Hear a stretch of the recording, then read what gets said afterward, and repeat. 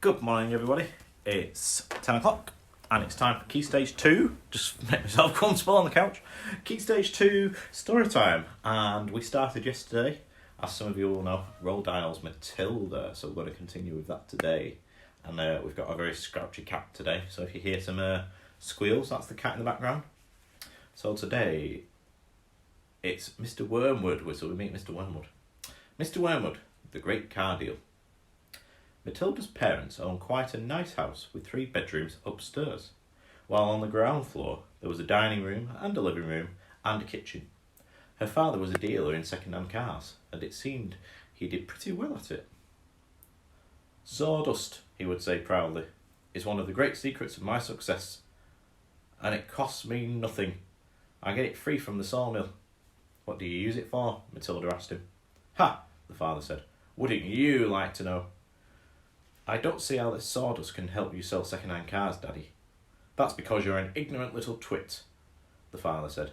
His speech was never very delicate, but Matilda was used to it. She also knew that he liked to boast, and she would egg him on shamelessly. You must be very clever to find a use for something that costs nothing, she said. I wish I could do it. You couldn't, the father said. You're too stupid. But I don't mind telling young Mike here about it, seeing he'll be joining me in the business one day. Ignoring Matilda, he turned to his son and said, I'm always glad to buy a car when some fool has been crashing the gears so badly they're all torn out and rattle like mad. I get it cheap. Then all I do is mix a lot of sawdust with the oil in the gearbox and it runs as sweet as a nut. How long will it run like that before it starts rattling again? Matilda asked him.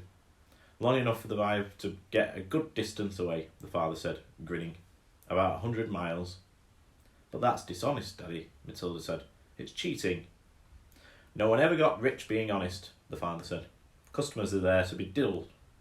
Mr. Wormwood was a small, ratty-looking man, whose front teeth stuck out underneath a thin, ratty moustache. He liked to wear jackets with large, brightly coloured checks, and he sported ties that were usually yellow or pale green. Now take mileage, for instance, he went on. Anyone who's buying a second-hand car, the first thing he wants to know is how many miles it's done, right? Right, the son said. So I buy an old dump that's got about 150,000 miles on the clock. I get it cheap. But no one's going to buy it with that mileage like that, are they? And these days, you can't just take the speedometer out and fill the numbers back like you used to be able to do 10 years ago. They've got fixed, so it's impossible to tamper with it, unless you've got a ready watchmaker or something. So what do? I use my brains, laddie. That's what I do. How? Young Michael asked, fascinated. He seemed to have inherited his father's love of crookery.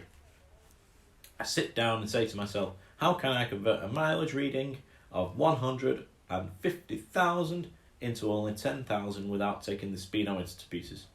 Well, if I were to run the car backwards for long enough, then obviously that would do it.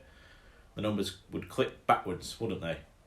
But who's going to drive a flaming car in reverse for thousands and thousands of miles?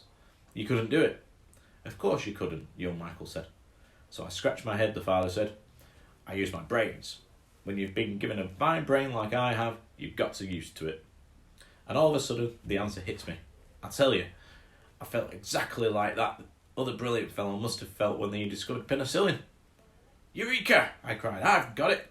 What did you do, Dad? The son asked. The speedometer, Mr. Wormwood said, is run off a cable that is coupled up to one of the front wheels. So, first I disconnect the cable where it runs to the front wheel. Next I get one of those high-speed electric drills and I couple it up to the end of the cable in such a way that when the drill turns, it turns the cable backwards. You got me so far? You following me? Yes, Daddy, young Michael said.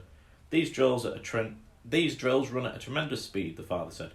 So when I switch on the drill, the mileage numbers on the speedometer spin backwards at a fascinating rate. I can knock 50,000 miles off the clock in a few minutes with my high-speed electric drill. And by the time I've finished, the car's only done 10,000 and it's ready for sale. She's almost new, I say to the customer. She's hardly done 10,000. Belonged to an old lady who used to go shopping once a week. Can you really turn the mileage back with an electric drill? Young Michael said. I'm telling you my trade secrets, the father said. So don't you go talking about this to anyone else. You don't want me put in a jug, do you? I won't tell a soul, the boy said. Do you do this to many cars, Dad? Every single car that comes through my hands gets the treatment, the father said. They all have their mileage cut to under 10,000 before they're offered for sale. And to think I invented that all myself, he added proudly. It's made me a mint. Matilda, who had been listening closely, said, But Daddy, that's even more dishonest than the sawdust. It's disgusting. You're cheating people who trust you.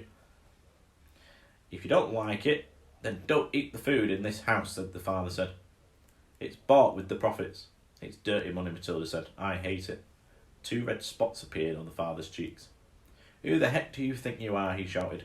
The Archbishop of Canterbury or something, preaching to me about his honesty. You're just an ignorant little squirt who hasn't the foggiest idea what you're talking about. Quite right, Harry, the mother said. And to Matilda she said, You've got a nerve to talk to your father like that. Now keep your nasty mouth shut so we can all watch this programme in peace. They were in the living room eating their suppers on their knees in front of the telly. The suppers were TV dinners in floppy aluminium containers, with separate compartments for the stewed meat, the boiled potatoes and the peas. Mrs. Wormwood sat munching on her meal, with her eyes glued to the American soap opera on the screen.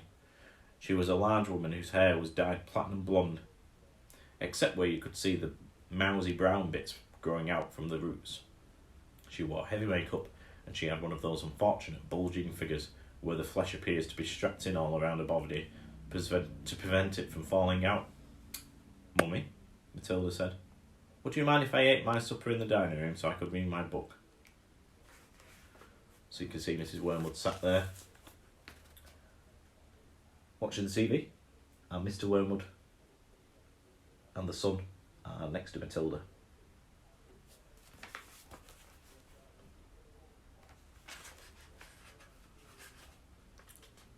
The father glanced up sharply.